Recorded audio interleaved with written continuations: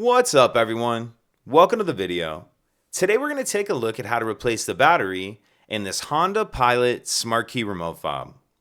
This Honda Pilot key fob is going to use replacement battery CR2032, and I'll put a link in the description box of this video to where you can purchase these batteries if you're in need. The other thing I'm going to be using is a small flathead screwdriver. So the first thing I'm going to do is remove the emergency key that's in the bottom of the key fob. That's done by pressing this button down on the bottom that my thumb's on, and the emergency key will come out of there like that.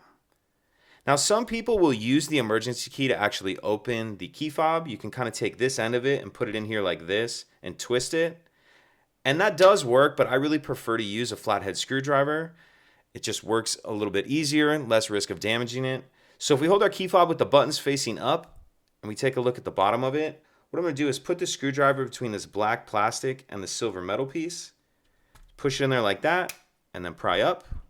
And once the case is apart, then I'll flip it over so that the circuit board ends up in the front of the case.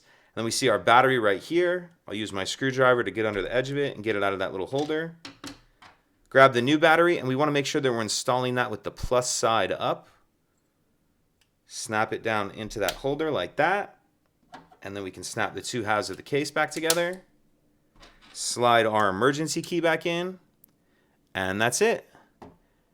If you could take a second to like and subscribe, it helps us out, and I'd appreciate it. Thank you.